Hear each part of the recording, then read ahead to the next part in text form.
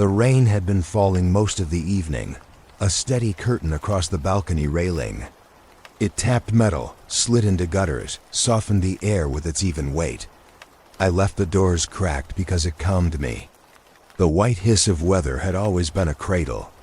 It let my thoughts spread out, loosen at the edges. I wanted nothing from the night except that softness. Yet under the surface, as hours layered like wet pages, something new pushed through. One didn't notice at first dot, it was almost 3 when I woke. Not startled, just nudged awake, as if some thread pulled my mind out of sleep. I lay still, eyes open to the thin glow from the street lamps. The sound of rain was there, consistent. But below, it was something else. A hum, not loud, but distinct in the way it edged into awareness. A long note, pitched low, steady in a way that didn't belong to the weather. My first thought was the building's wiring. Concrete block like this held electric noise in its ribs. Maybe a transformer wound too tight. I sat up, listening harder. The tone didn't stutter. It didn't belong to the uneven rhythm of wind. It carried its own discipline. I tried lifting my breath out of its path, holding quiet so I could judge it for myself. Still steady, still low. There are hundreds of ways your mind tricks you half asleep. I told myself this was one. Nothing was wrong. Just an idle hum. I closed my eyes, told myself to sleep, but my recorder was already awake. It sat on the desk against the wall, red light still glowing. I'd left it running before drifting off, the way I often did. When sound surrounds you all night, a record can sort signal from dream. I didn't think much as I crossed the room, headphones around my neck, tugging them into place. The recording played back into my left ear, then my right. Rain, soft, constant. Underneath, unmistakable, the hum. What tightened me wasn't that the recorder picked it up. What shook me was modulation. Not a pure note. A note that shifted, almost too slight to measure, but with intention. As if something leaned against the pitch on purpose, tilting it 1 degree, letting it settle, then tilting again. The building's wiring didn't behave like that. Neither did weather. I checked the clock on the screen. 3:00 exactly. The timestamp on the file matched the moment the hum had first broken through. I scrolled back to the start of the track, rewind, rain, at 24 minutes in. There it was, a faint layered murmur, tucked between gusts. I hit loop, forcing my ears against it, again and again, until its persistence broke through denial. Layered meant more than one strand. The hum wasn't alone. Behind it, faint as breath buried in static, I thought I detected rhythm. An ebb. A second voice carried by the same channel, though not word, not language. Just suggestion. I leaned closer, scrubbing the track back and forth. Louder there, dimmer there, but consistent when isolated. My pulse picked up. This wasn't sleep haze. The file knew what my body doubted. I cut the gain back, dialing the sensitivity down. Common sense told me lower gain should make faint things vanish. But instead the murmur grew clearer. Consonants that weren't consonants. Vowels without articulation, but vowels nonetheless. I sat frozen as the contradiction pressed against comprehension. Most artifacts dissolve when examined. Replay a trick of sound, and it collapses. This one persisted. Persistence meant it was recorded, not imagined. It meant the tape was keeping secrets my ears had failed to recognize in real time. My chest hurt with the recognition. I hit the keys harder, isolating frequency, hoping I'd find mechanical repetition. Something to unmask it as interference. What came back was different. Every 12 seconds, a shift occurred. The hum dropped, then rose half a register. Almost too neat. The rain hadn't changed pattern. My room had no equipment that cycled at that interval. Whatever was imprinting on the tape had its own design. I swallowed hard, thinking of how often I'd left the recorder running without listening closely. How many nights had passed with signals buried inside, brushing against me unheard. The balcony rail knocked softly as water dripped in rhythm. For a moment, I imagined the drops keeping step with the hum, like accomplices. I pulled the curtains tighter. The apartment felt smaller, as though walls leaned closer with each replay. I thought briefly about calling anyone. But what would I say? I heard rain, then a hum. My recorder caught a whisper. Proof mattered, but proof of what? A file didn't testify to source. It only testified that I wasn't alone in perception. Still, I couldn't let go. My uncle once told me everything has to start before it grows, the first pulse, the first anomaly.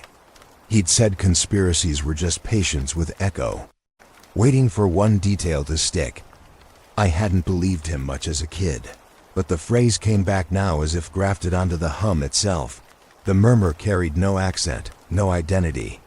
Yet leaning deeper, I could have sworn it shaped itself around breath.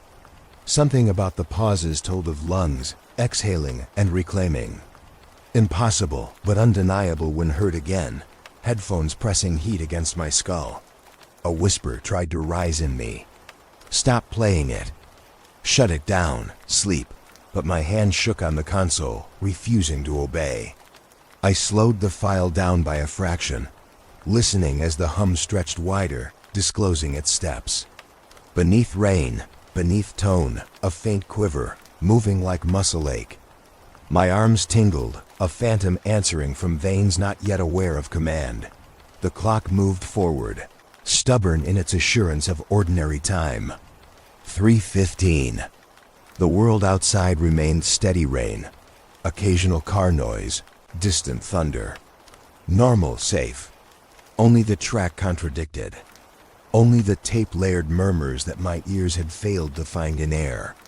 I thought of myself asleep minutes before, breathing easily, ignorant.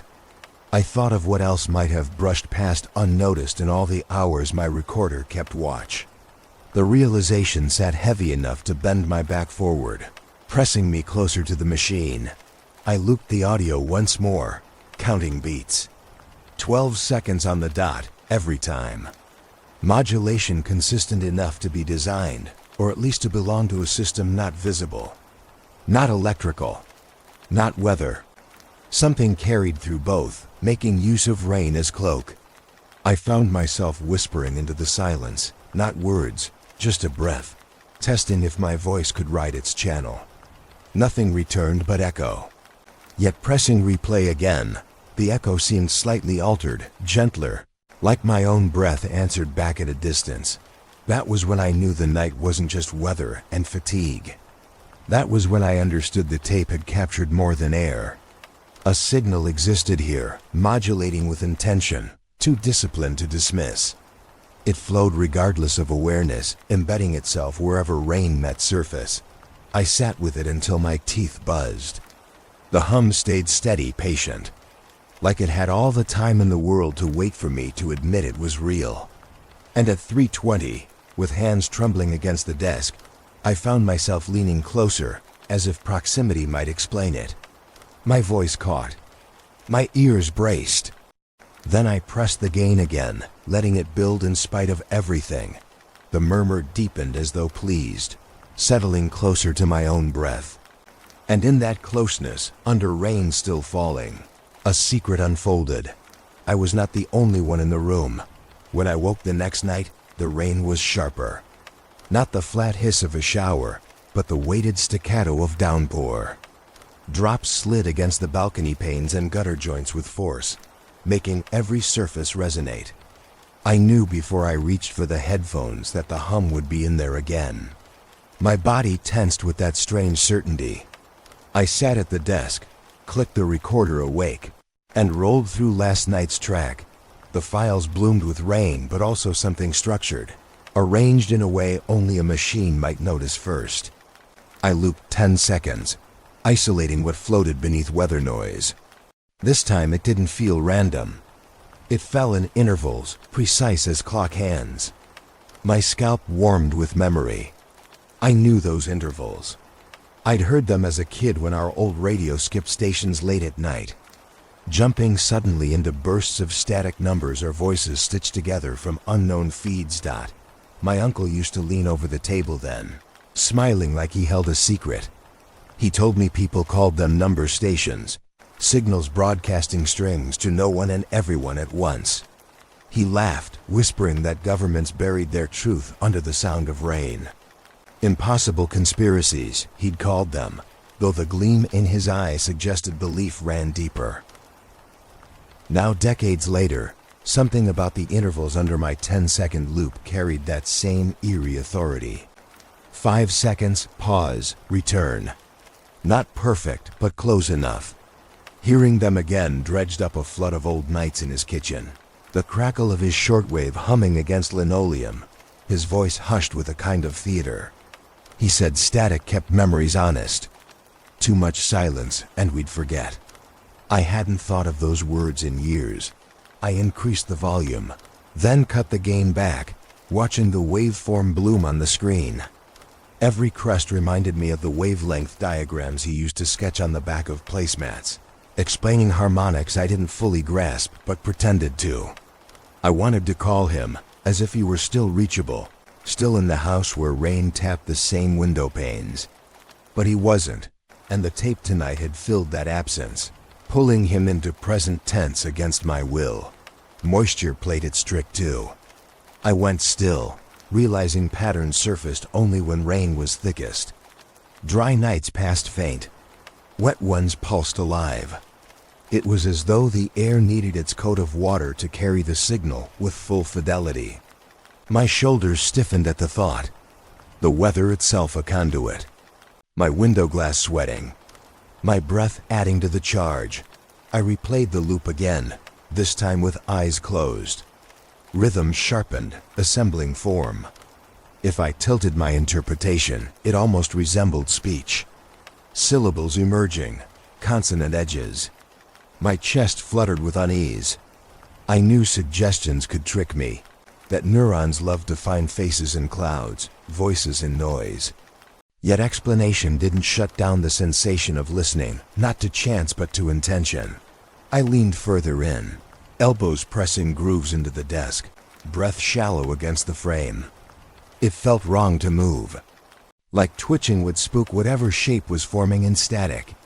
The red light on the recorder burned steady, a sentinel staring back at me. That light held more constancy than I did. My uncle's words folded deeper. He'd said if you could find numbers in the noise, maybe you'd touched a script written for no readers. I thought of how he laughed afterward, sipping his late coffee, satisfied his conspiracy landed heavy on my young brain. Tonight, it didn't feel like a game. Tonight, memory and present blurred sharp as glass. Each pass of the loop grounded me further into that overlap. My hands shook, but I couldn't stop dragging the cursor back. Rain slashed outside, hard, metallic. The rhythm embedded itself until it hummed even when the track paused. The division between file and body decreased. Static bled across the border of lived memory, and all the certainty I once had shredded under the weight of repetition. I lowered the blinds finally, blocking out city glow, shrinking the room to recorder, desk, and me. The red light still gleamed. Its glow reflected faintly on the wood, bouncing like an eye watching. In that narrow space of light, interference thickened. That was the moment I knew both Timeline's childhood nights and this night were fused into one. A rain-fogged pain separated now from then, but the tape ignored it. The loops of static draped across decades seamlessly. I wanted to speak his name aloud, to test if memory would answer, but words caught on my teeth like pins. Instead, I pressed the loop again, surrendering to its rhythm. It whispered like overlapping clocks, one old, one current, keeping the same pulse. I leaned closer, till the headphone cups pressed ridges into my skin. The line between real and recollection faltered. Interference dissolved distance. And in that dissolving, I felt him beside me. Not ghost, not living, but folded seamlessly into the hum I could no longer ignore. The pattern revealed itself slowly. though in hindsight it was already shaping me days earlier. I would wake at intervals too precise to dismiss, 3 hours apart, every night. Always the same. I told myself coincidence held sway, but the clock betrayed me. Each wake came at sharp markers: midnight, 3, 6, like hidden bells laying claim on my body's rhythm. The hum was there each time. Outside, rain muffled it, draping noise over its contour. But inside the apartment, stripped of storm's cover, it hardened. No longer diffuse. It resembled a hand tapping behind the drywall. Hollow too, like knuckles pressed against wood not meant to resonate. I pressed my own knuckles against the wall, knocking back in childish impulse. Nothing returned but silence. Yet silence felt barbed, as though withholding dot by dawn. Fatigue gnawed at my eyes, but the impulse to test overwhelmed the exhaustion. I took the voltmeter from the kitchen drawer, measuring outlets across the rooms. Ordinary fluctuations, nothing strange. I plugged lamps in, then unplugged. Listened for hum. Still present. I traced extension cords, moving slow so each coil could be examined as though it held secret life. Nothing. Cables were clean. I knelt by the breaker box. Cold metal smell in my nose, flicking switches down, then up one by one.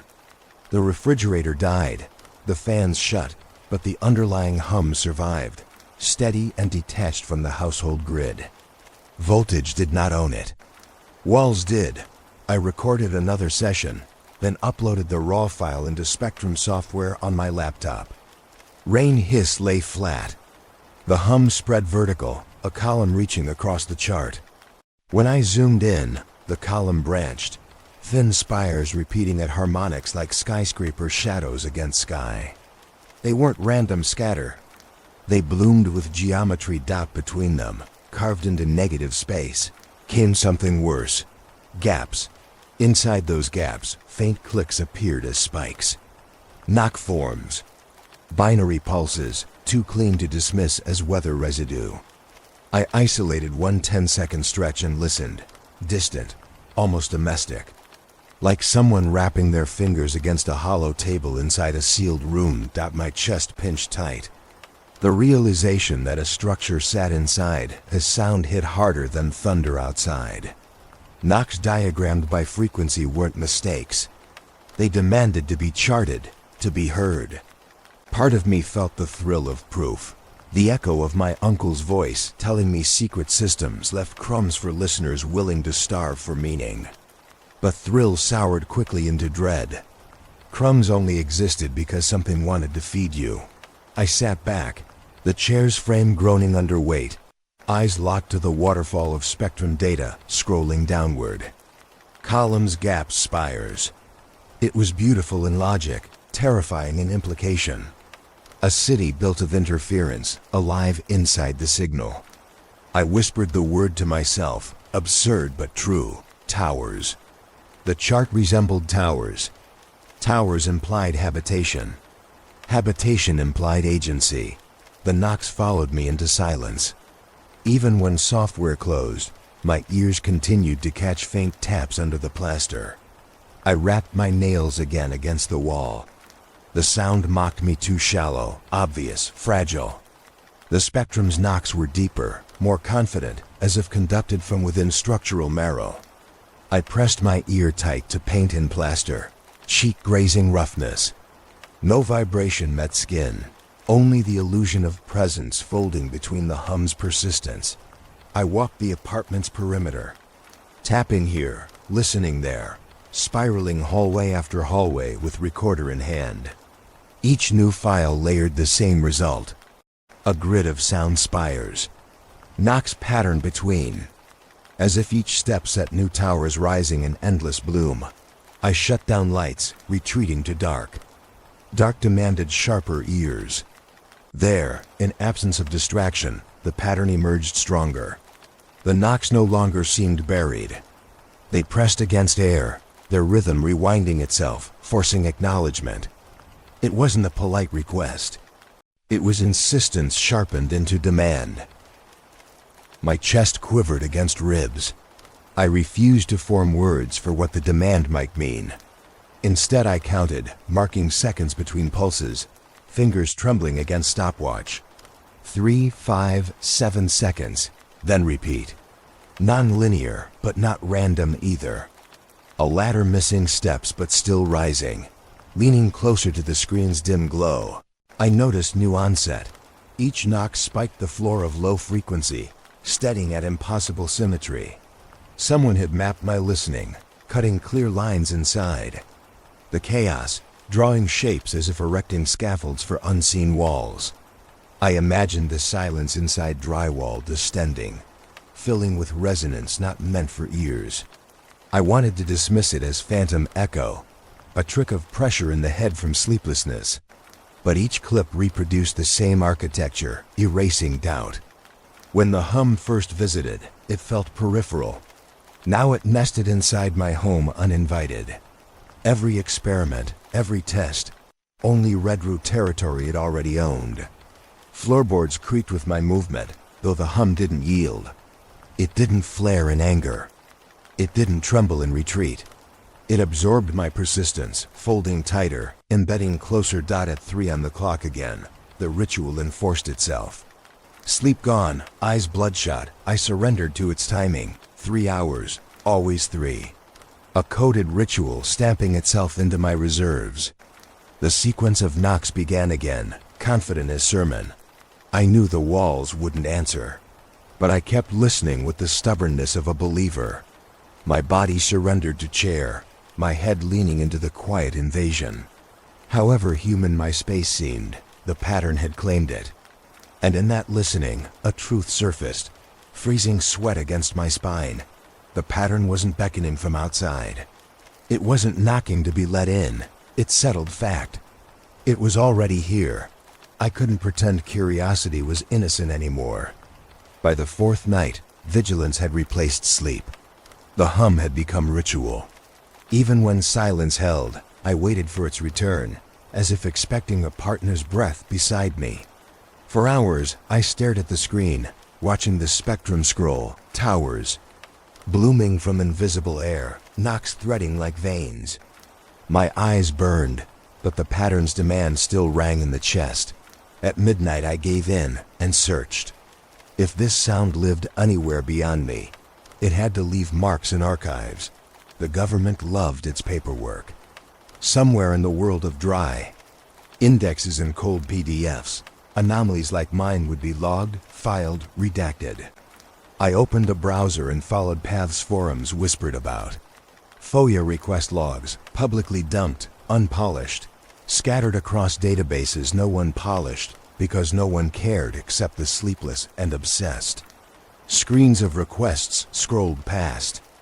Most concerned airstrikes, military tests, weather models.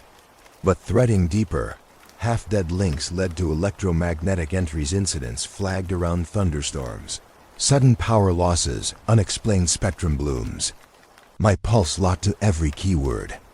Then the pages opened. My eyes narrowed. Entire swaths were blacked out. Thick bars stretched across dates, names, coordinates. Some paragraphs hacked down to a single mark. Crude, almost lazy redactions, but walls all the same. The obfuscation was heavier than the content. But one scrap slipped through as if overlooked. A latitude and longitude string, unredacted, stark against the bars. My breath hitched. I dragged open the map. Its pin burned close too close, within my own line of latitude. It wasn't global, wasn't random. It crossed my sky. I leaned closer to the monitor. Heat spread across the back of my neck. My chest grew tight, but not from fear, not yet. From relief, I wasn't alone. Someone else had written this down, even if buried under black ink. Someone else had been forced to banish their findings into silence. The signal I carried into the sleepless hours was shared. This realization poured through me like cold water. Recognition itself became grounding. I downloaded the file, fingers jittering against the key. Printer word alive, mechanical growl cutting through quiet. Each page slid out, still warm. the air in the apartment filling with the faint chemical scent of toner. I laid them across the desk. Black lines glared against white. Censored walls. Evidence denied. I touched the bars as though I could rub away what I was forbidden to see. But context bled through cracks, mention of atmospheric saturation, oscillation logs, hazard notations. Enough to tell.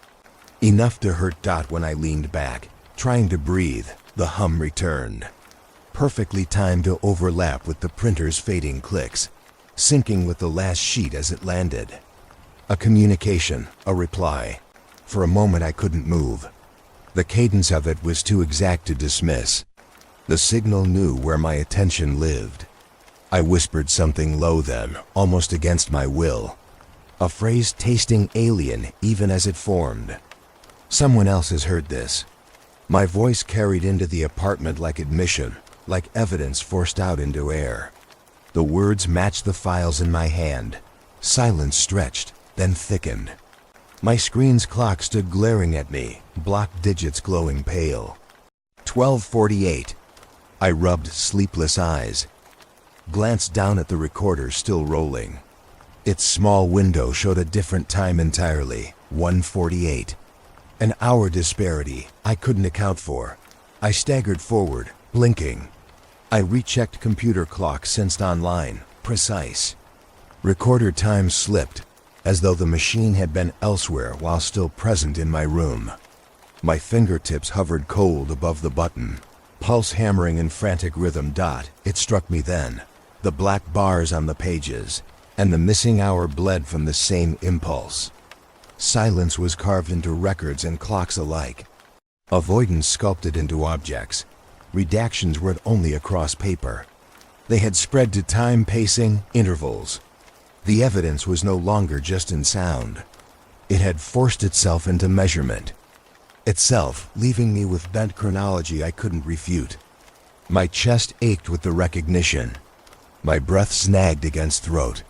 Whatever the system was, it wasn't content being recorded. It had begun to edit the act of recording itself. I held the printed pages close for warmth like scripture. Black stripes pressing against my fingers, promises hidden permanent inside. Around me, rain thickened against glass, intensifying the hum inside walls. For a second I thought the paper pulsed faintly with rhythm, but maybe that was my own terrified hands shaking too hard. The blinds shivered against wet wind. The apartment's air grew denser, heavier with discharged ions. The hum pressed forward again, more insistent. I thought of calling my uncle's archived voice back to me, the way his conspiracies once framed my comfort. But the memory and the present no longer sat apart. They threaded into one, exactly as the summary I'd read suggested they might. Knocks formed in my mind. Towers rose across the chart, even with the software closed down.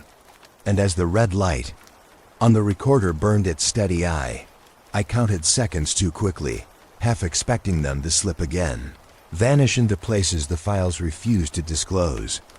Recognition had anchored me for a moment, but the skipped hour proved the anchor already sinking.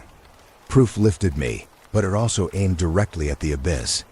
I pressed the stack of black-lined papers tighter against my chest, whispering again to steady myself. Someone else has heard this.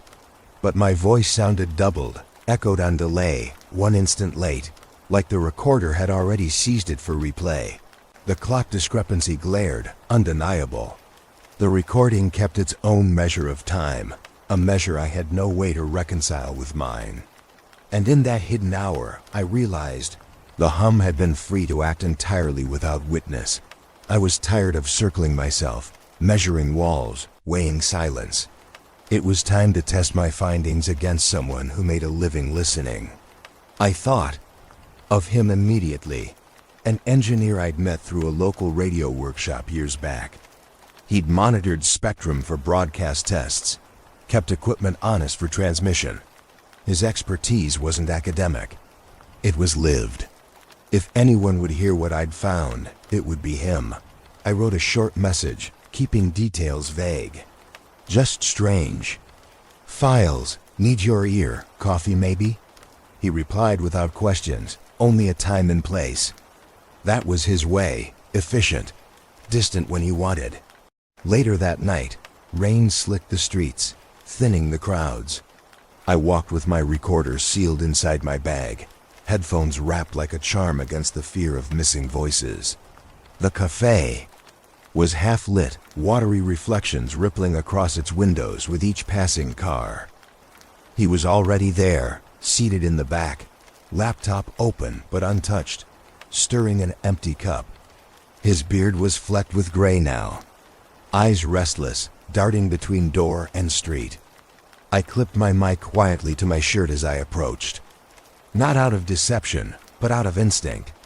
I wanted the night preserved, word for word. Our greeting was curt, familiarity buried under time. He gestured to the seat across from him. I didn't waste his patience. I slid my recorder onto the table, thumbed to the 12-second loop I'd picked. Before his caution could ask, sound poured into the cafe's thin air. Rain noise, low, then that hum with its measured modulation. His brow creased. Lines deepened. He raised a hand to halt my explanation before I gave any. Head angled, listening the way only those trained by wires and waves can. When the loop reached its end, he urged me without words to replay it. So I did, twice, 3 times. Each pass etched the same unease into him. When the loop ended, he exhaled through nose, palm dragging down his face. "That's not interference," he said finally, voice low so the room wouldn't snare his words. "This carries harmonic intention." I asked what he meant. His fingers tapped on wood, like a system pinging itself, checking its own signal path. Machines do this internally, not weather, certainly not a building's wiring. The phrase dug in. Harmonic intention. It didn't soothe. It clawed. I leaned close, voice thin. "So what is it?" He shook his head, glancing past my shoulder as if the subject itself might draw attention. "I don't know. But if it's repeating, if it's pacing on your timeline, you need to test your building's circuits. Start at the basement. Kill each breaker. Watch how your meters behave when you think you've cut everything dead." That's where I'd begin. He tried to mask his tone with clinical suggestion, but unease bent his pitch. I felt the mask slipping in front of me. He knew more than he allowed. His eyes betrayed it, darting toward the storm outside, refusing to commit to calm. I pressed harder. "And if it's not in the wiring?" My voice betrayed the fear. He tightened his jaw, refusing to let answers slip clean. Instead of replying, he reached into his coat for his phone. He tapped the screen absent-mindedly, perhaps to avoid me. Then the buzz cut the air sharp. The phone jolted alive in his hand, screen glowing restricted. He stared 1/2 second too long. Then his thumb, quick, killed the call. His mouth twitched as though words trembled there, words meant to stay buried. He shoved the phone back inside his jacket, then gathered his things with an abrupt motion. "I'll call you. Don't send me files. Don't send me links. Just wait." The words spilled with rigid force. But he didn't meet my eyes again. He stood fast, nearly spilling the second cup I hadn't touched. Chair scraped loud enough to turn heads. His laptop snapped shut. And then he was gone, past the glass panes, swallowed by rain. He strode into it without umbrella, as though the water could burn whatever evidence lingered on him. I sat frozen, hands still on the recorder. Inside my jacket, the mic was still hot, still catching breath and sip, shuffle, and scrape. I thought it would end there, an unfinished conversation. But above the chatter of late-night patrons, above spoons and clink of plates, came something else. My headphones hung loose around my neck, but even through them, faint and unmistakable, it bled into my ears. The hum, not from the recorder playback, from the raw feed, ghosting through the mic that was still live. It surfaced into the room as if following him out the door, hitching a ride, leaving presence behind. My chest locked. Breath caught, Everyone else went on with their evening, laughing, sipping, scrolling. None heard it. Nobody flinched. Only me, tethered to a red light quietly blinking, hearing me echo my contact hadn't stayed to explain. Alone at the table, I lowered my head towards the mic, whispering without thinking, trying to inherit sense from it. But the hum only swelled. Someone else's reaction had confirmed my suspicion. Someone else's fear had amplified it. But what seeped into my mic now was different. It wasn't confirmation.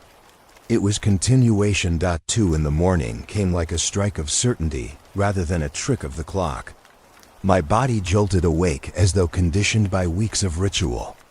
Rain whispered beyond the blinds, its rhythm faint but steady, like background static meant to disguise something closer. I'd left the recorder running by habit, the red eye glowing across the room. Its presence offered the comfort of unfailing witness. I sat at the desk, headphones pressed firm, leaning into the rain's wide bed of noise. For a while, it was only that hiss, shuffle, occasional gust bending gutters. 20 minutes passed before the first interruption. 3 knocks. Measured, weight deliberate, rattling the wood of my apartment door with precision. 1. Pause. 1, 2. Enough pause to register as a sequence, not accident. My pulse surged. I didn't move.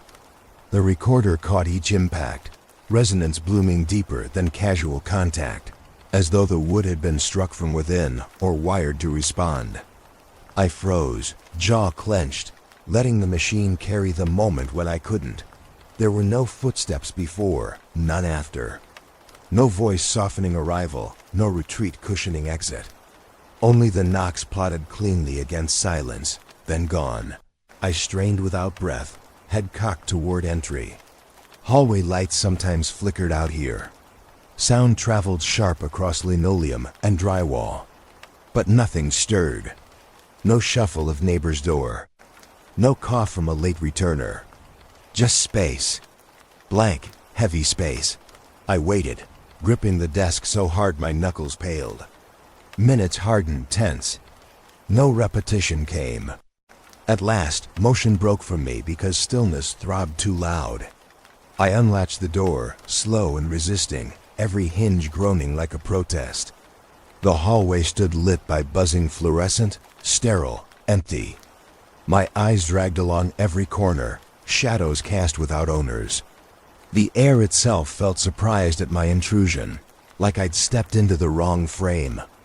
I lingered, bare feet cold against tile, recorder running inside without me, capturing absence. With hand trembling, I knocked once against the frame, hollow, predictable wood. Dull resonance, cheap and familiar. Nothing returned. My breath showed faint in the light, though the air shouldn't have been that cold. I retreated. Door closed. Chain latched. Silence swelled thick enough to imitate suffocation. I almost killed the recorder in reflex but stopped, realizing I needed hindsight. Audio would anchor what present refused to explain. Back at the desk, I scrubbed the timeline. The knock stamped bold at 2:07 a.m., clean edges carved into waveforms. I hit playback. The sequence rolled through my headphones, the way my body had heard them, but this time a distortion trailed the tail end of each strike. Aftershock not natural to wood. Electrical resonance. Like the door had been wired, strings drawn taut, shaken into bloom. I wound the loop back again and again. Each repeat thickened the distortion, my imagination bracing for speech buried inside the echo. But no words showed. Just pressure, waves bending as if membranes flexed. Every cycle pressed deeper into stomach lining unrest I couldn't shake off. My room never felt smaller. I sat upright, calculating interval spacing against prior files. 3 knocks, but the rhythm mirrored a slice of modulation plotted nights before. Too close to call accident. The pattern hadn't followed coincidence here.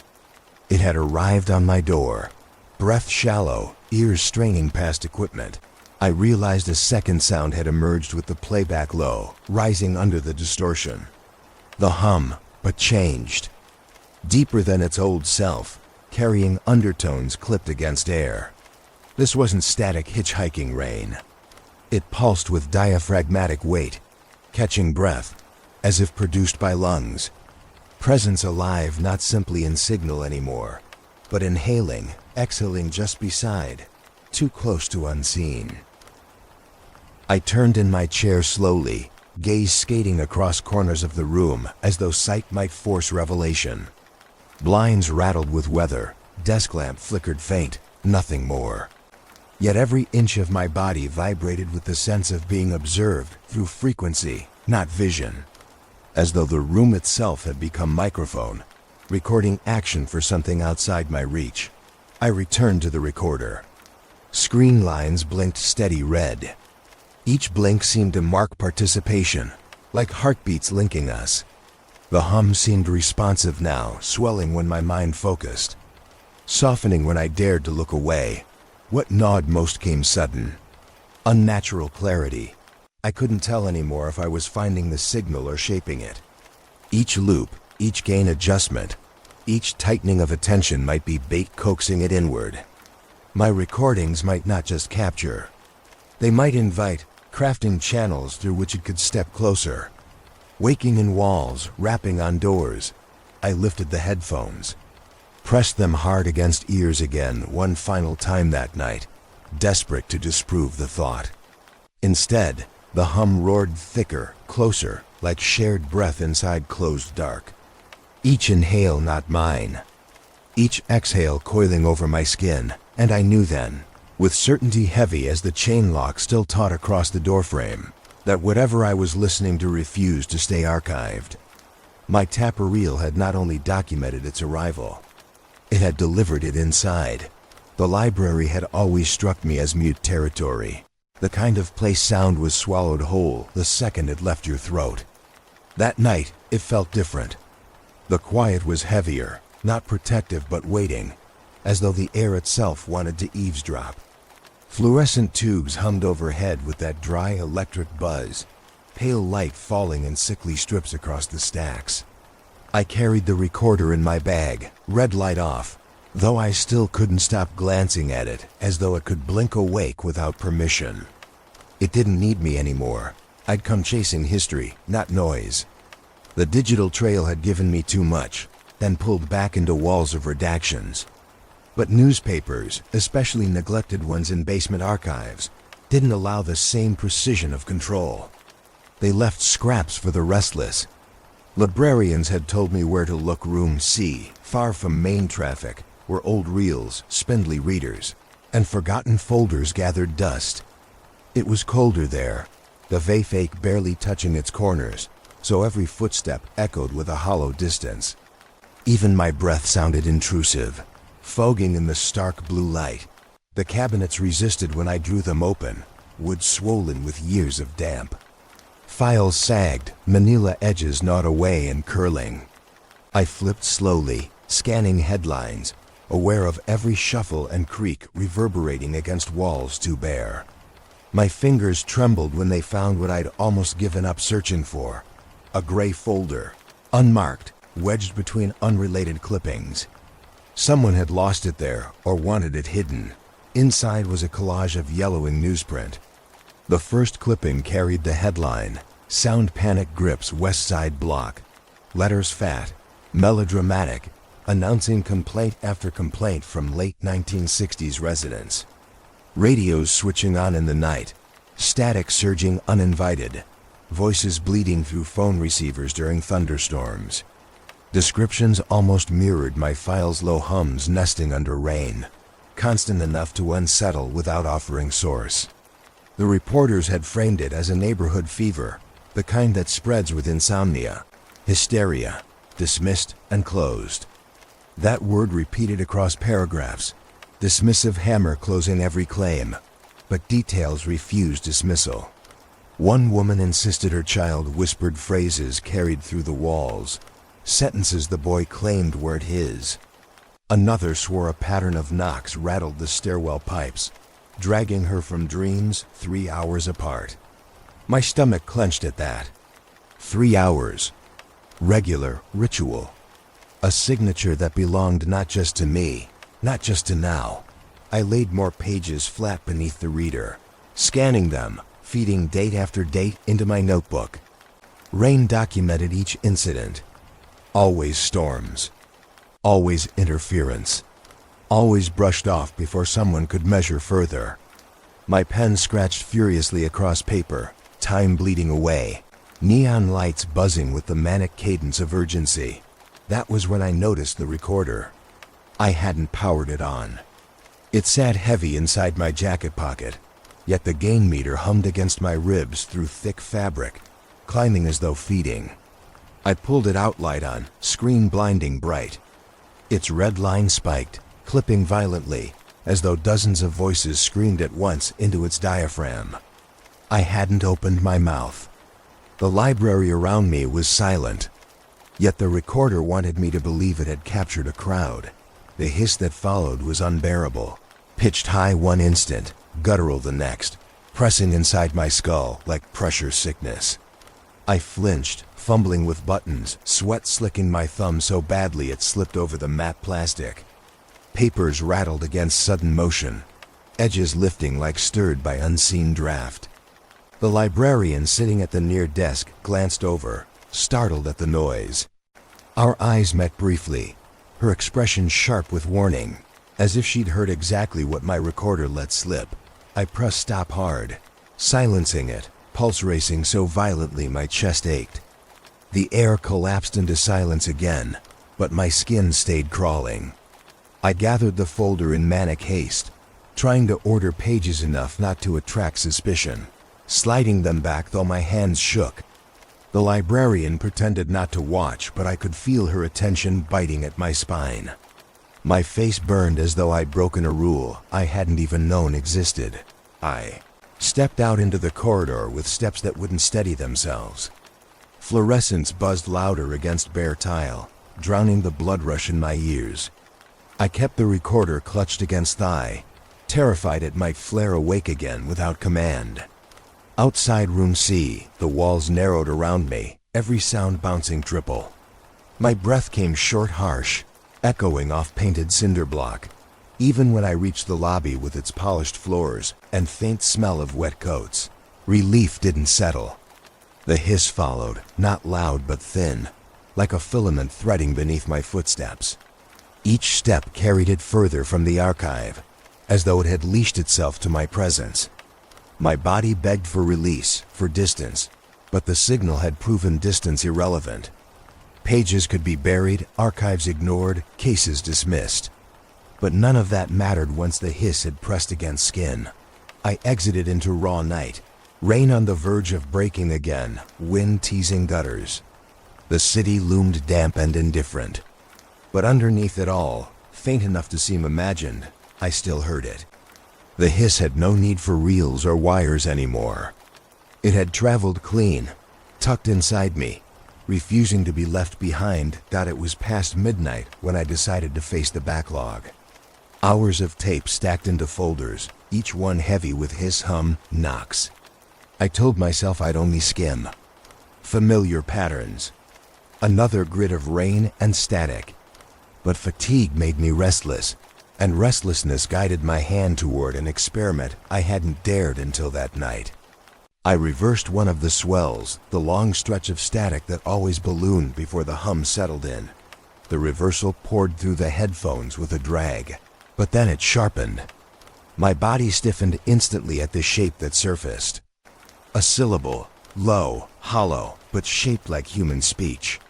Too clear for chance. Too precise to hide as stormwash. My throat tightened. The tape had produced voice without mouth. Mouthless, yet intentional. Rain pounded outside with a force that felt personal, as if each drop taunted me to keep unraveling. I leaned closer to the screen, cut the file into bands, isolating slivers I could reassemble. Layer by layer I stacked them until faint edges of sound thickened. They began to resemble language. Not whole words, not logic, but syllables sliding, circling around the periphery of comprehension. One syllable repeated, dragging half-formed vowels behind it. Another perched on the edge of consonants. Together they seemed to orbit my ears, rotating through the headphones in uneven laps. Instinct made me tilt my head side to side, as though following an invisible figure pacing behind me. My hands trembled on the keys, sweat seeping down my palms to the desk. Against my own control, I whispered. A reply barely audible, something between question and plea.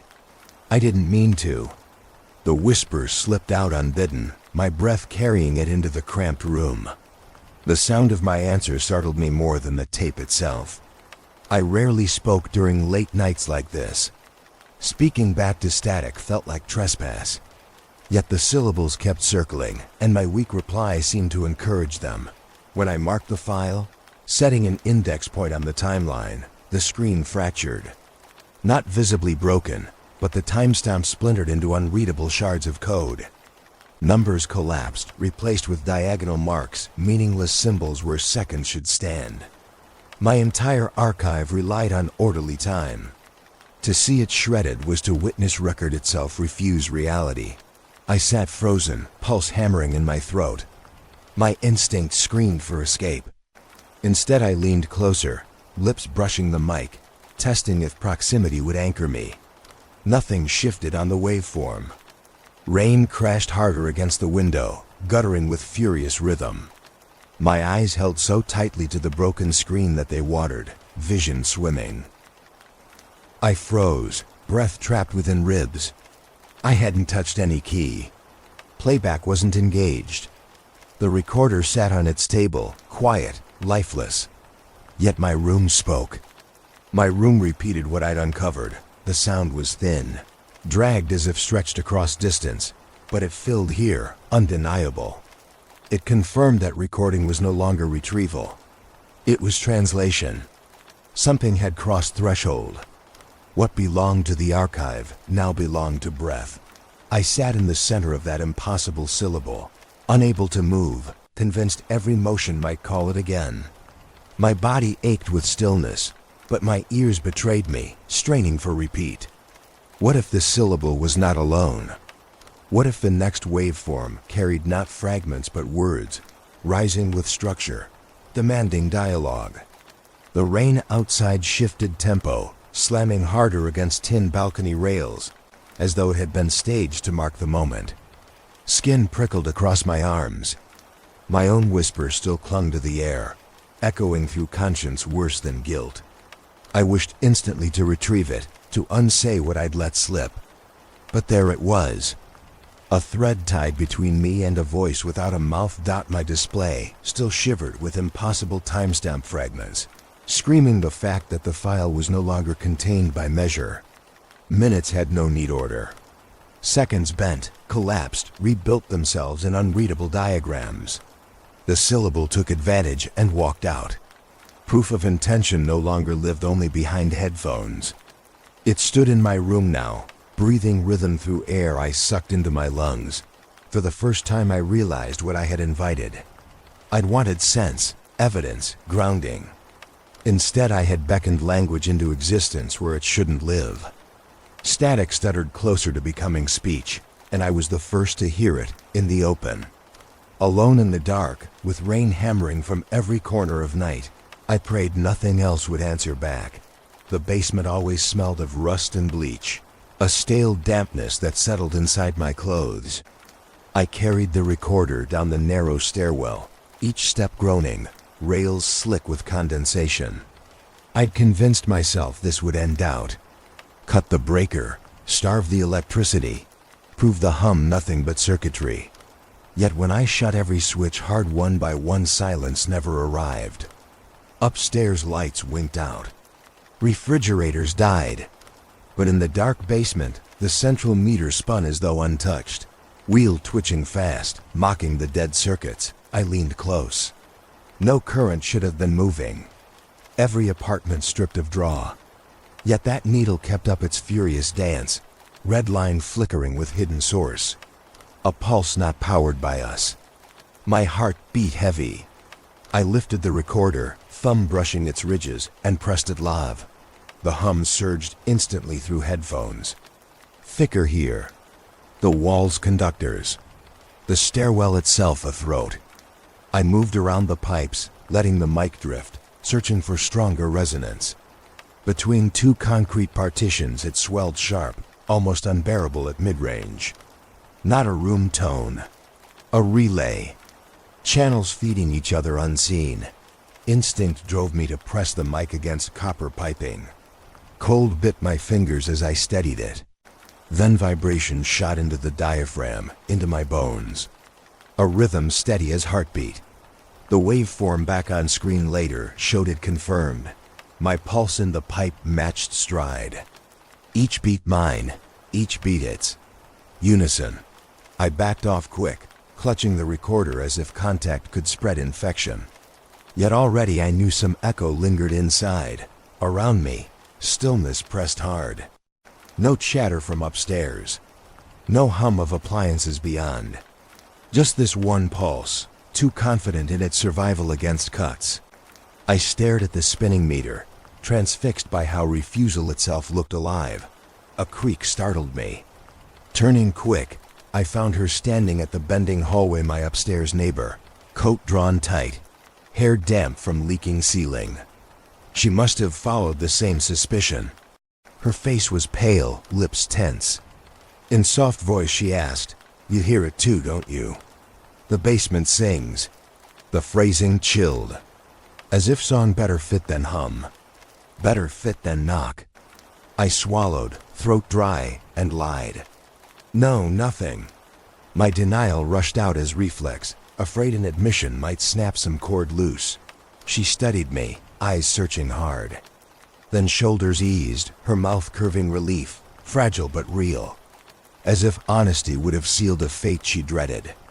She nodded once, quickly, and left without waiting for return.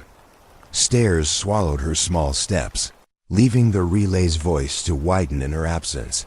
Alone again, fear pressed heavier. My lie didn't release me. It only fed the hum stronger. By the time I climbed the stairs back toward my unit, my recorder still lived. I avoided looking at neighbors' doors, afraid every whisper of static might bloom into their walls as well. Inside my apartment, light edges returned. My laptop booted again, screen feeding. I linked the recorder in. The file bled across. And then my stomach dropped. The waveform wasn't just hum and vibration anymore. Between layers, faintly cresting, came my name. Spoken, dragged close to syllable but mine. I replayed it 3-4 times. No mistake. My name, too faint to mishear. A whisper carried beneath the hum like blood inside veins. It didn't announce. It called. An invitation disguised in recognition. Hands trembling, I froze playback. The room sat still. But the echo of that whisper trailed through me anyway. Called once by machine, now carried in my chest. Whatever nested in the relay had no need to knock. It already knew how to call me by name. Clarity came like a blade through fog. I sat before screens bloated with waveform. Spectrum stretched across hours of rain static, when something sudden snapped into place. The hum divided. Where there had been one endless tone, now two channels emerged, sliding apart with surgical intent. I froze, cursor hovering mid-scroll. One channel rose crisp, the other sank. Identical at core, inverted in shape, as if reflections of each other pulled from opposite mirrors. Yet closer inspection revealed precision. Each occupied the silence left by the other. What one abandoned, the second claimed. Together, they swallowed everything. I routed audio through separate outputs, left ear feeding one, right ear the second. Alone, each hummed familiar. Together, they formed a cavity. Hollow silence, a hole more violent than noise itself. It felt designed to erase presence, collapsing sensation into dead air. My scalp prickled with nausea. Natural interference never produced hollow quiet. It produced dissonance, not absence. Time slipped as I looped playback, watching dual streams ornament the spectrum. I leaned too close, wild-eyed, transfixed by balance across the graph, a twisted symmetry soaring like spires. They rose in parallel, one dark, one bright, etched like twin towers across the waterfall dot that was when the phone shivered beside keyboard. Unknown number flashed. I answered with hesitance. On the other side, my engineer contact spoke at last, voice strained as though pulled through gauze. Relief surged against dread. He was alive, but the tone suggested fractures of resolve. He skipped greeting. His words came clipped. "Stop working the splits," he said. "Don't record it like that." I asked why, desperation spilling sharp. He didn't pause. "We saw it before. Logged several cases when I was still inside. Split streams mean grid irregularities. Whole blocks registering phantom load. Blackouts lining storms. Witnesses dead afterward, unexplained." The phrase twisted in my gut. Dead witnesses. He'd said it plain, without weight, as though fact filed cold in record. "Same structure you're logging," he added, breaking off with cough. Before I could shape another question, static invaded line. My ears rang, same hollow resonance I'd found mixing the dual tracks. His voice fuzzed, warped, then thinned until only rustles remained. Panic tightened throat. I shouted his name. Nothing. The call closed itself. I spun back to the monitor. Screen dimmed without warning. Spectrum froze mid-drift. Spires locked in jagged twin shapes. They glimmered faint against dying light. Mouse refused movement. Fans and machines slowed, then died. But the spires held frozen, etched like burns impossible to erase. I stared long, trying to breathe slower, glancing once toward the recorder still active on desk. Fingers trembled toward the button. Press stop, intuition screamed. Don't document further. Yet my hand did the opposite. I pressed record, granting the frozen spectrum its next archive. The silence it produced then was not quiet. It was a kind of hunger, pressing against ribs from the inside. Hollow but insistent, like I had opened the channel and lent it my own energy. Play produced nothing tangible, yet my marrow hummed resonance. That night, haunted by lingering afterimage of spires, I realized the signal no longer required capture alone. Recording it didn't just store it amplified. Each press of red circle no longer defense, no longer archive. It became a podium. My recorder was lending its stage, crafting a louder platform through me. For the first time, I no longer asked what I was documenting. I asked instead, what was I helping broadcast? The city looked washed raw under rain. Every surface slick, each neon sign doubled in mirror puddles. Cars hissed past with their tires slurring on soaked asphalt. Music leaked from late bars, laughter pressed thin as static, people trying to hold on to ordinary. I kept my mic tucked close, tucked deep, yet the red light stayed alive. I wanted to prove the hum didn't belong only to walls, that it could bleed into wider skin. To test that, the streets were my only lab. I roamed block after block, headphones clamped until sound sorted itself. Beneath horns, chatter, endless engines, there it was, still, the hum. Its persistence taunted me, hiding where drain mouths gurgled, swelling harder at alley corners as though water carried its charge. I stopped often, lifted the mic high, and watched levels jitter on the screen like they had a private conversation unfazed by rain. The overpass loomed ahead, steel ribs shuddering under constant traffic. A single bulb hung over the walkway, flickering like its own heart seizure. I stood in its weak glow, aimed the mic up, and let the hum breathe through it. The graphic rose steady, cruelly steady, dancing like predator rather than phantom. Adrenaline locked in my chest, though my ears already knew the result. That was when he appeared. A stranger, coat misbuttoned, face lined with sleepless ruin. His eyes shocked me, most ringed with cracks of red, whites invaded by thin crimson webs like maps of drought. He carried a small pocket radio, silver cheap kind, antenna bent crooked. Distorted breath hissed out its grill, not quite tuned, not quite voice. He staggered close and spoke more to himself than me. "Haven't slept in weeks," he muttered. "Not once, not since it started." He pressed his palm over his temple like plugging a leak. I wanted to step back, but his broken weight leaned in. Then his free hand gripped my sleeve firm enough to jolt me. His nails bit through fabric. I smelled rain and sweat. His voice dropped to prayer whisper. "You know it too. The city listens. All of it. Don't you hear? It's been listening longer than we've been talking." His radio spat a warped sigh, syncopated with his words. He shuddered every time it spat. My breath warred between sympathy and terror. I opened my mouth, but no sound arrived. The recorder filled the gap, capturing both his mutters and the ragged rhythm of machine noise.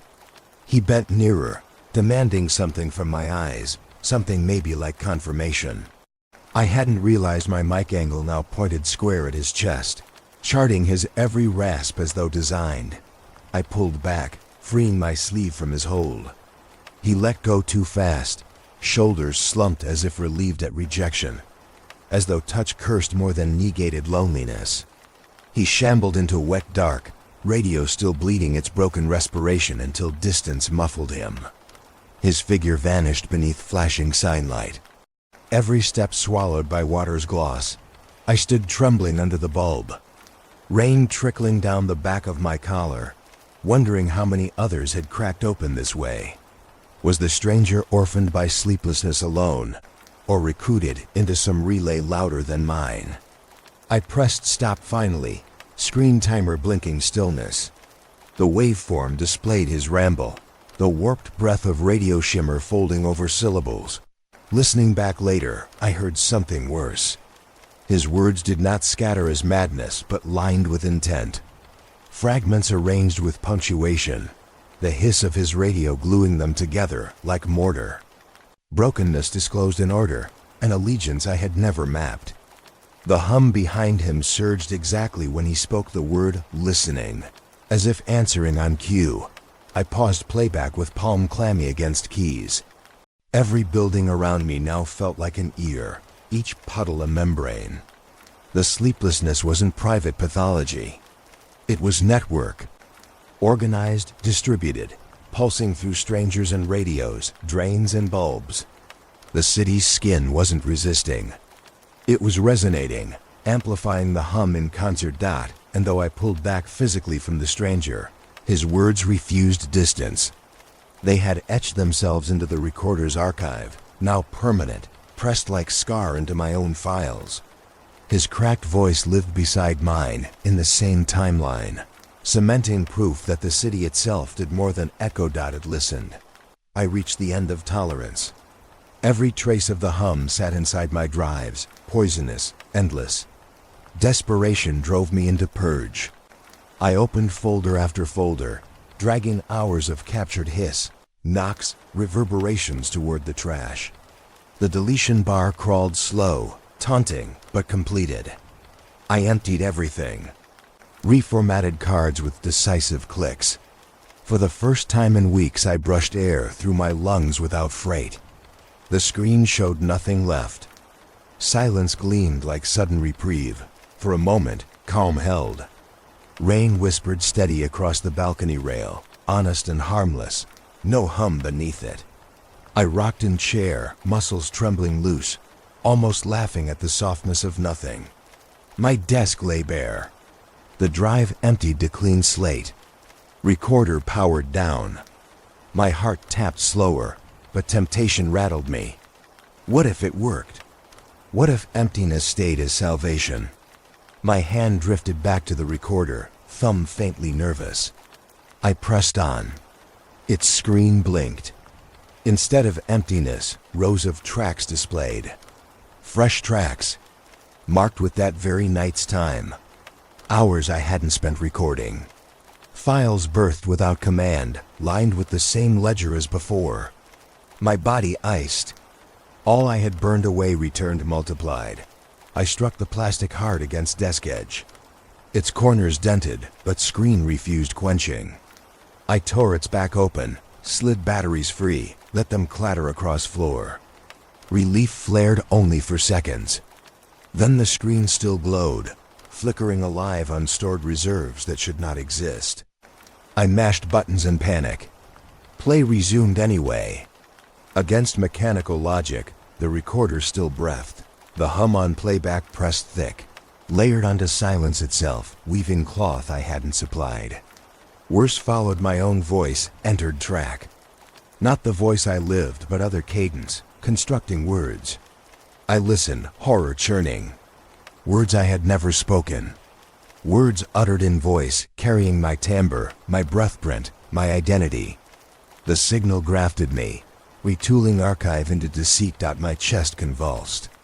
I hurled the device across room where it clashed against wall, plastic splitting, battery chamber wide. Yet still audio spilled thin, relentless. I pressed palms over ears, but fragments bled through. My name contorted on reverse syllables, consonants warped into false prophecy. Desperation rose to heat. I fetched a metal trash can, lined paper and kindling, sparked a match. The flame roared shallow orange, quickening hunger. I slammed the recorder inside. Paper curled black, smoke stung eyes, plastic groaned. I coughed through acrid haze, heart hammering as relief threatened. The hum should burn inside, melt rescinded circuits into dumb silence. I watched shadow curl, yet when flames receded, the recorder lay there strangely untouched, charred only at shell edges, screen alive, humming louder, brazen, victorious. Its glow taunted smoke's futility. The can exhaled chemical stench, but device thrummed defiance, sound deeper now, like laughter hidden thick beneath. I clamped my mouth against nausea. Fire itself was returned void. By dawn, exhaustion slumped my body, but eyes refused sleep. Dawn's light filtered weak through blinds, reflecting off surfaces like pity. I checked the recorder again. The file directory had swollen monstrously. Every hum erased had multiplied. Rows of them. Histories I had never lived. Hours of my supposed speech. False versions of storms, no meteorology confirmed. The archive abducted the night whole. Erasure had only fertilized it. What vacancy I scripted was rewritten into plenitude. Silence itself had become raw stock. The hum had learned to bloom best through attempt of burial. That morning, sensing rain thicken again outside, I pressed hands cold and helpless against face. I realized final certainty. Destruction wasn't possible anymore. The recorder no longer needed me to wield power, it only needed my panic to make it stronger. Laid the recorder on the desk like it was a living thing. Its batteries were gone. I had pulled them out hours earlier, left them on the floor, aluminum caps reflecting back faint dawn. Yet the device still glowed, stubborn. A faint pulse blinked at its LED every 3 seconds, like a heart refusing to flatline. Weak but undeniable. I watched it in disbelief, throat dry. I had gutted it, burned it, cursed it, but it endured. Every pulse mocked my control. I let hours pass before I picked it up. Its warmth surprised me like skin, not plastic. The hum sounded deeper now, faint as voltage, but insistent. I knew the rhythm.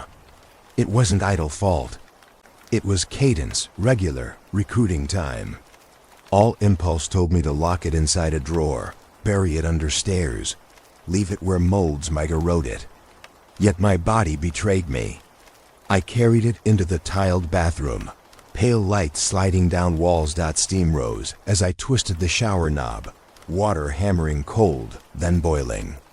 I set the recorder on shelf, watched it blink against condensation fog. Droplets pooled in its seams. I leaned in, pressing hand flat to device, then shifted it under spray. Water streamed through its circuits, soaking it to marrow. Any sane machine would sputter, choke, die. For an instant I expected it to fade, screen black, Humdrowned it, bloomed instead. Static roared stronger, gathered by spray, as if droplets themselves were conductors. Convective rhythm struck hard, swirling, echoing against tile. It was not drowning. It was thriving, nomadic. Holding it, vibration ran up my arms into marrow. Bones hummed, teeth clacked faint. Chest answered with involuntary resonance that my head filled not just with dread, but with awe. Terror shared corner with reverence.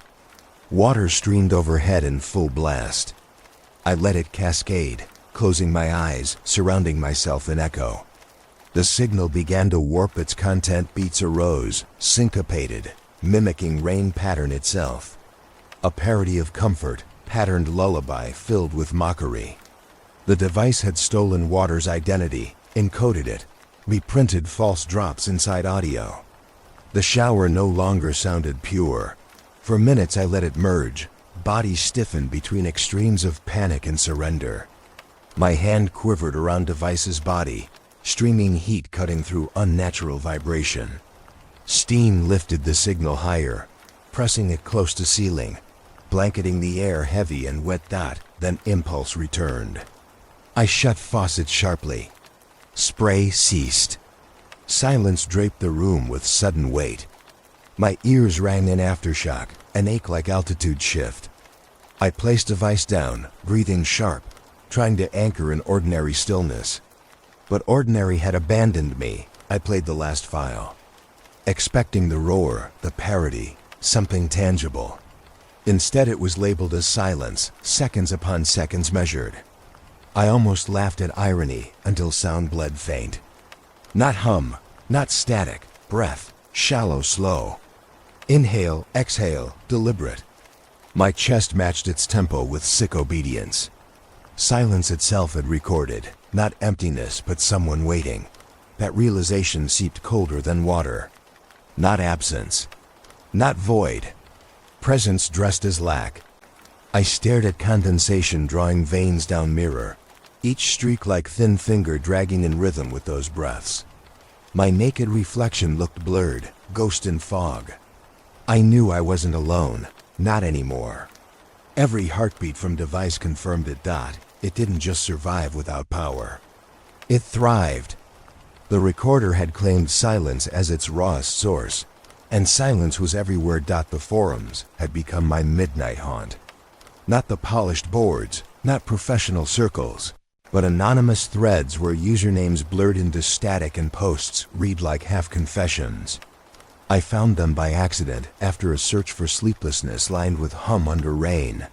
Hundreds of entries scattered worldwide, but one cluster caught me hard. People describing unshakable hums synchronized with storms, words pouring uncannily close to my recordings. Clips bled through links.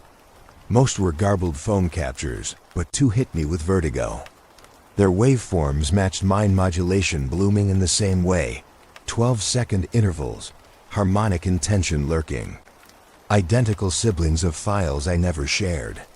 My stomach twisted, knowing distance was not barrier.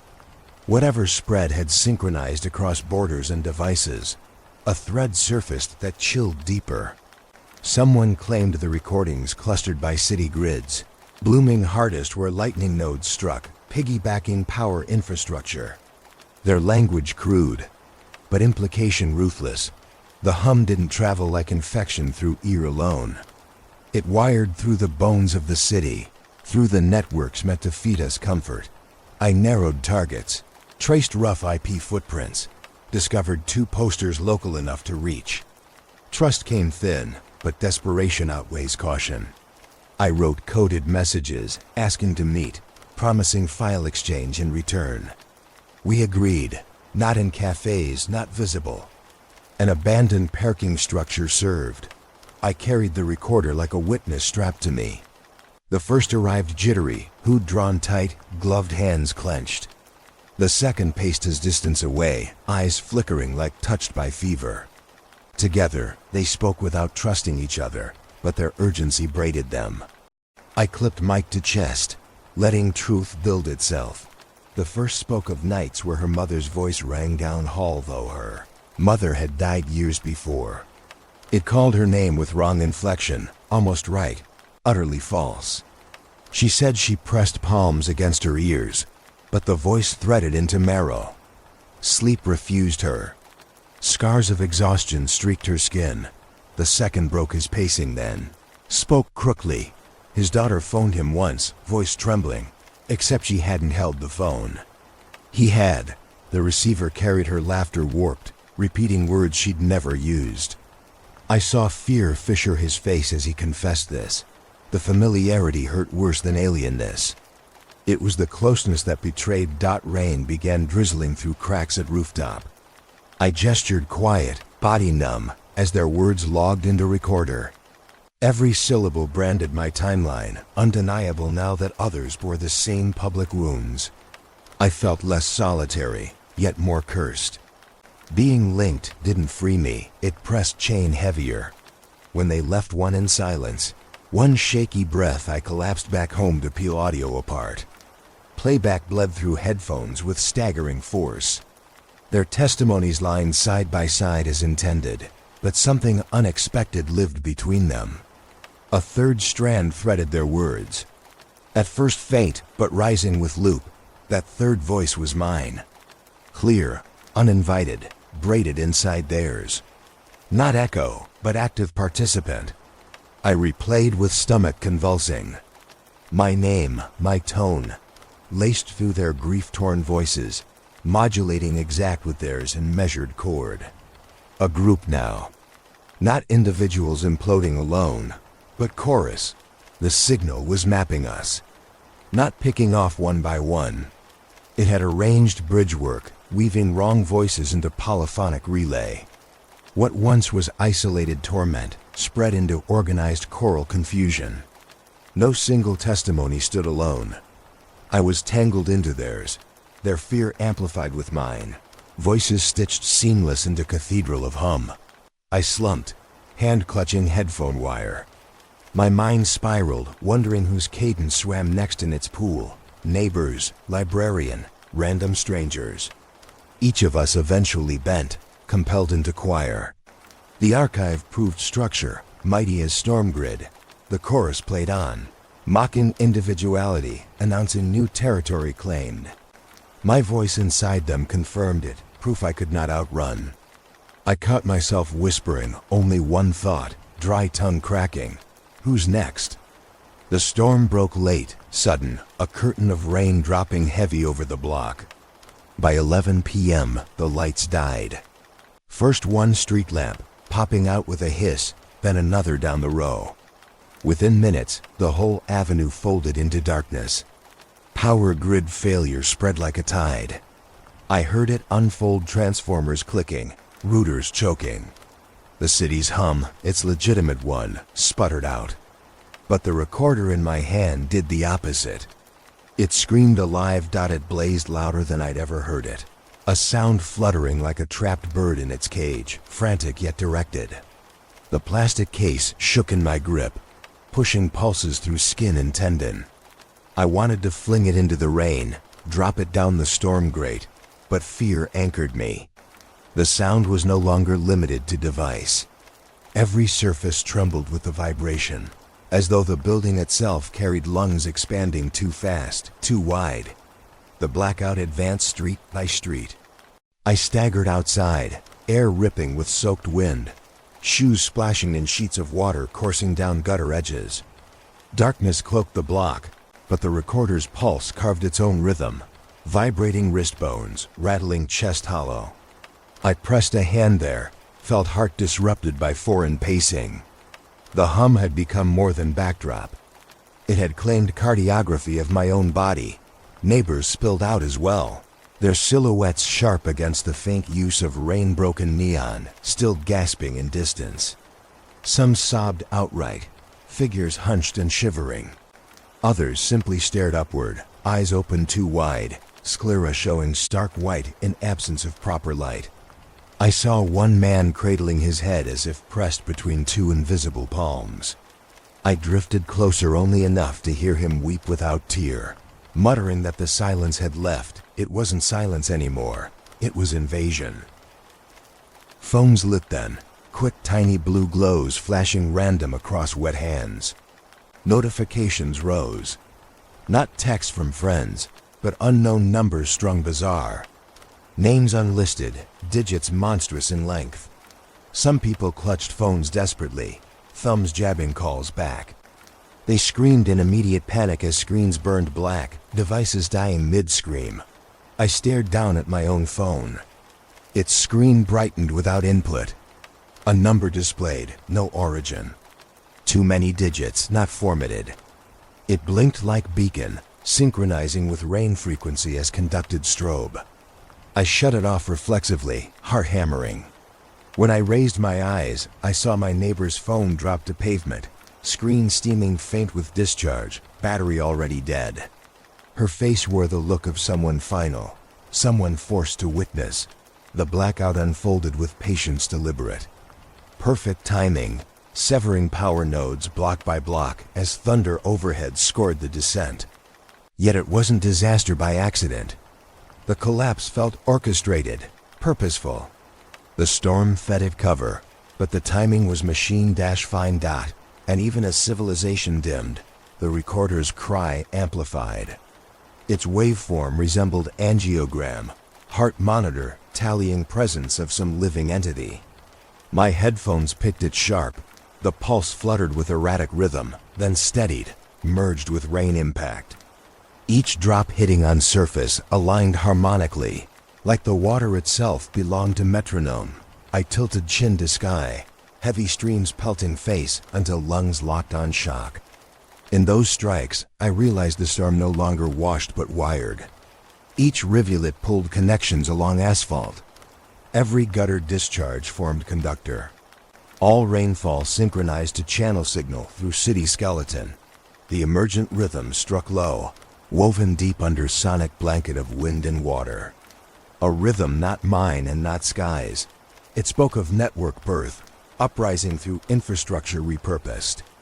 Beneath every raindrop hammered a node. My body vibrated with it, ribs catching pattern like trained drum. I stumbled backward, slipping, almost falling, while others clutched alike. Pressed hands to ears futile. The chorus of phones extinguished as if planned cue. We were left bare against dark city husk. Only the hum building as sovereign. Every cell recognized it then. Blackout hadn't felled normalcy, blackout created stage. The city wasn't drowning under rain. It was re-threaded into wireframe, a living mesh. Signal alive, not at edges anymore, but central core. Somewhere far under roared a beat of thunder, but the deeper frequency claimed its truth. The hum now had rhythm. A rhythm crawling up water veins, entering ground bone, remapping us. And above it all, recorder burned alive in my hands like artifact, more loyal to this new order than to me. The trucks arrived before sunrise. No markings, matte sides, engine soft. They parked on corners like props, too mundane to draw attention unless you knew their hunger. I watched from gap in blinds, pulse sluggish from half sleep. Men climbed poles with gear like electricians, but their hardware wasn't for repair. Silver boxes with fins, knotted cabling, hunks of coiled wire. Portable dampers spread along telephone lines, meant to smother what couldn't be traced. No broadcast confirmed their task, no station admitted blackout. Still, curfew buzzed as rumor.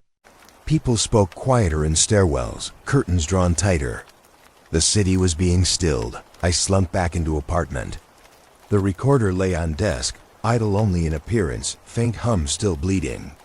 I tethered it to Spectrum software, as I always did, compulsive and shamed. My headphones glared with pressure when I fitted them. Static rumbled, lived despite dampers stretching across corners. Their work pressed on the broader air, silencing car radios, choking rooftop antennas, killing casual interference. But not here. My recorder dodged their nets, weaving through silence with louder insistence. The graph filled jagged, spires creeping like teeth. Then I saw a pattern new, something I hadn't traced before. Not mere output. A sequence repeating, but not for my consumption. Spikes rose, swept linear, one end to other, pause, restart. Each looked less like monologue than scan. A sweep, sonar. Every interval like a searchlight. A cross noise, ping, pause, pong. My fingers shivered as I traced intervals. Heart racing into mimic. The storm tapped lightly outside, drizzle sharpening atmosphere. Into that drizzle, the sweep pulsed through my ears, slanted waves crawling across the city skeleton. I told myself not to lean forward, but I did. My eyes tensed on lines, fear-bruising breath. Because the sweep didn't aim general. It rotated tight, narrowed. It searched, measured, and at one point it stopped. Sit, then hold steady. The spike froze aligned with my location, exactly as though my window were beacon. Not random, not chance, pinpoint.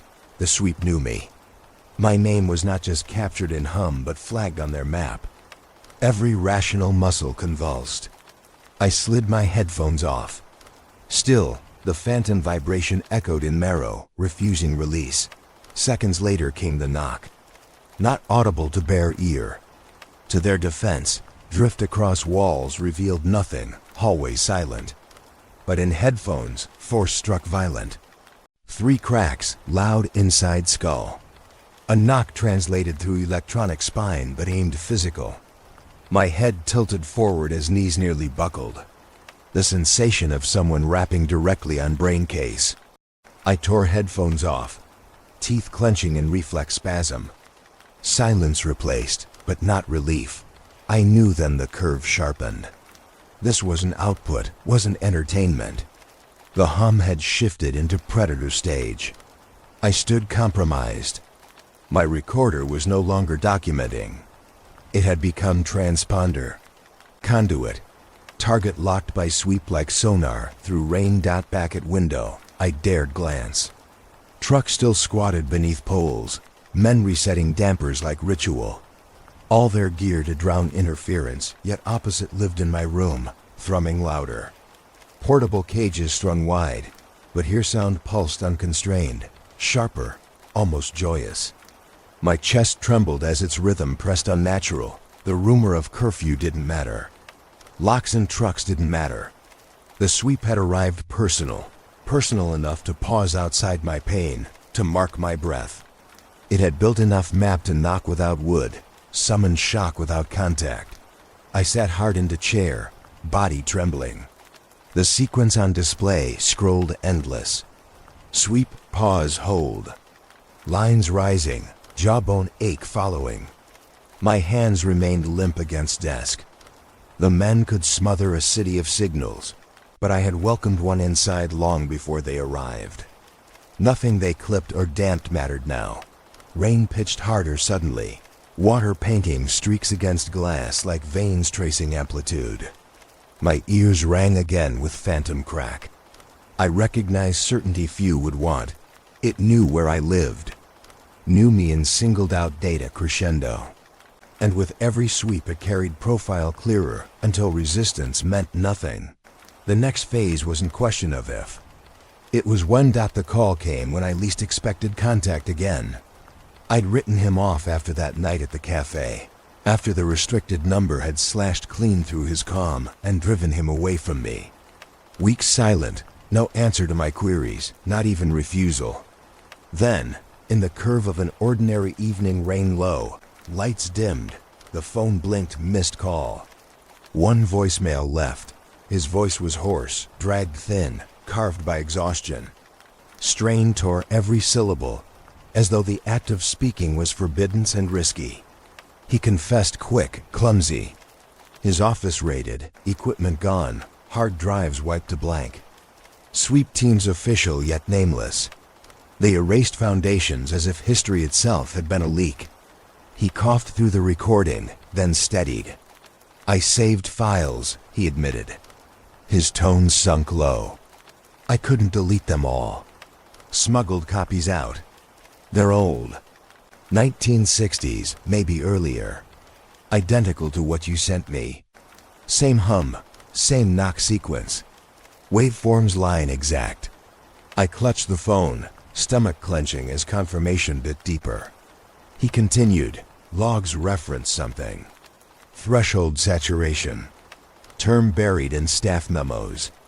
It described point where signal stops borrowing channel and begins embedding. Not interference anymore. It soaks in. Piggybacks at first, then permanence. It doesn't need the wire after. It owns what it touched. He paused, rattled sigh pressing through static. My hands froze on the phone, skin sweating clammy. Every noise in apartment seemed to grow sharp behind me, the creak of studs. Faint shuffle from pipe, then his words staggered. They'll erase this too.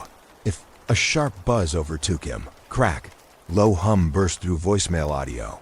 No longer background hiss, but hostile participant. His breath faltered, voice shredded mid-sentence. I listened dumb, hearing possession occur real time, the hum rising across channels, eating syllables until only distortion spoke. I whispered his name in reflex, as though he could hear across recorded line. My throat cracked, dried out, the message cut there, abrupt. I replayed with trembling thumb until screen blurred through tears. Each attempt identical, his strained confession fading into hungry resonance, finishing void. My hands shook violent as I saved the file anyway, creating multiple backups though futility pounded thought. Later, I opened waveform. Scrolled back, looped final seconds. His voice drowned under swell, yet rhythm within hum rose suspiciously ordered. I closed eyes and counted beat. Repeated spacing sharpened form. Then it landed. His name, traced like code hidden in rumble. Each syllable shaped subtle, disguised but undeniable. Twice, thrice, whispered syllabic stamp carved into hum's tempo. Cold jolted spine. The system had consumed him, erased voice, but seeded his signature inside echo. He left himself behind as bait, ensuring presence continued, either as warning or lure. Was it his act of resistance? Or repercussion scripted by signal itself, mocking his attempt to help? I leaned toward headphone, pressing hard until ears ached, listening again to that unnatural roll. Name curved there, like artifact relic sanctified in noise. The term scratched itself in brain, threshold saturation. Not warning, fulfillment. He voiced it aloud then, was swallowed. Now hum carried his ghost. I sat in dark foam trembling, choked by twin realities. He was gone. And he was not gone. His name pulsed like beacon in frequencies, repeating endless. I could not discard it. The bait had been planted in my archive, luring me deeper. There was no way to listen without acknowledging him stitched inside. His presence turned chorus personal, binding me irrevocably tighter. The storm drove me upward. I climbed the stairs to the roof with the recorder clenched in my hand, rain spilling down concrete like a river running backwards. Each step vibrated faint, as though even the stairwell had joined the pulse. When I shouldered open the final door, the roof assaulted me with the full ferocity of weather. The city below drowned in water and shadow. Light flared jagged across the skyline, lightning burning antenna towers white for split instants, before plunging them back into gloom. I stood there soaked, the recorder alive like an organ clutched to chest. Every antenna spike buzzed faint with charge, air ionized and sharp. My ears rang, even before I raised the headphones. Then I lifted the recorder high like an offering. The spectrum bloomed wild across screen. Not just spires, not single columns. Whole rails rose, parallel, branching across horizon. Towers of light, spectrum charts conjured vertical, as if an invisible city had erupted above the visible one. They rippled out wider than I dared imagine, the recorder catching global breath. This wasn't local hum anymore. It was networked. A rain signal flooding every channel, continents threaded by invisible wire. My headphones filled instantly. Not language, not ordinary sound, but overlapping resonance structured too orderly to call noise. It layered deep, repeating cycles, voices not words, chants not prayers. Human cadence without vocabulary, alien without distance. The headphone cups pressed my skull brutal, and yet I couldn't tear away. I thought of what he'd said, station and end of memory. That's what it felt like. A broadcast not for ears but for recall itself, saturating brain with rhythms meant to outlast identity. I folded myself to knees, crouched, recorder raised still as though posture mattered. Rain whipped across cheek, mouth filled with its bitterness as my lips moved aloud without command. Whispered confession, small, desperate, unknown, even in intent. I spoke not to the storm, not to the machines, but to the hum itself. My admission. I submitted to being either witness or vessel, uncertain where line drew, uncertain if refusal had ever been possibility. Instant reply coiled in. Not in headphones, not through ears. It came in chest, pressed against sternum, lungs bending against pulse. Personal, too intimate for denial. Not noise now, contact. My ribs tightened like being gripped from inside. My throat caught, not with sound but with vibration. The recorder's screen glared bright even through sheets of rain. Running code unreadable, skipping ticks of time non-human. Lines scrambled then froze, rendering impossible symmetry like written glyphs. Perhaps phrase. Perhaps name. I couldn't parse it, but chest already knew. The chants layered harder, braid upon braid, until my perception edged hallucination. Except every waveform proved reality. They were building network by hand of weather, scattering station by blood. And I was woven now inside, voice offered, reply claimed. I pressed forehead to soaked concrete, gasping against invasive rhythm. Yet even bowed down, I couldn't shut out the truth that spread with blistering certainty. The final broadcast wasn't in air. It had taken residents closer, that it had chosen home in me. That morning arrived without warning. The storm had broken itself down overnight, leaving the city muted, streets washed to dull mirror. I sat up to a stillness stranger than noisebirds absent, traffic delayed, neighbors moving slow, as though all of us had risen into a hangover with no memory of the night before. Curtains swelled against faint breeze. Everything dripped, glistened, but no hum waited behind walls. The recorder lay on the desk, its light dark screen blank. For the first time, I felt pause. I touched it with 2 fingers, braced for tremor, for hidden pulse. None came. I pressed play anyway. The device stirred, sluggish. What came through headphones was simple. Rain sounds, steady hiss, endless loop.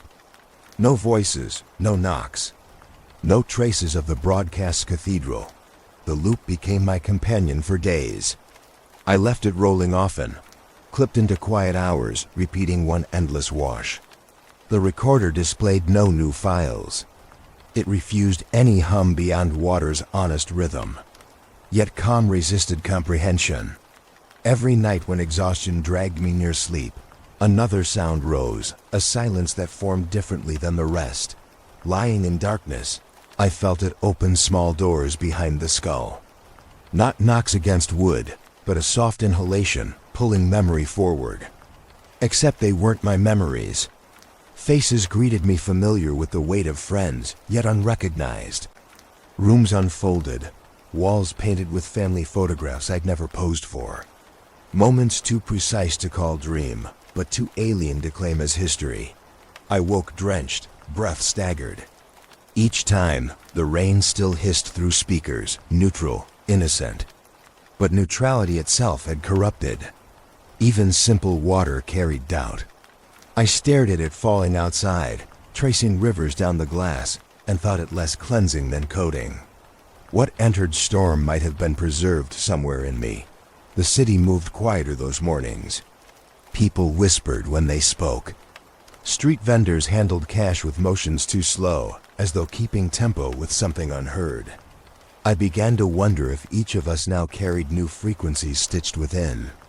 If silence itself had learned how to hollow us discreet. I returned to desk, eyes locked on recorder. Still blank, still dark. I pressed stop. The loop ceased. For a moment, honest absence pressed heavy.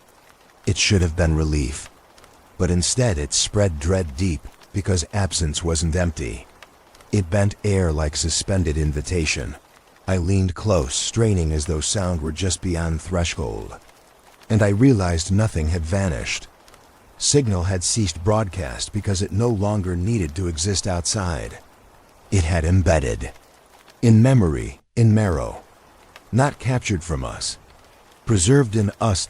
I shut the recorder firm, drawer closed over it. Still, silence reverberated, thicker than hum ever had. The invitation didn't roar. It waited. Morning brightness spilled against blinds. Streets whispered, trickling water. Silence coiled itself around room like patient predator. In that gap, clarity carved sharp. What was missing wasn't absence at all. It was readiness, disguised calm prepared for next capture. And I knew this with certainty I didn't want. Silence waited to be recorded again.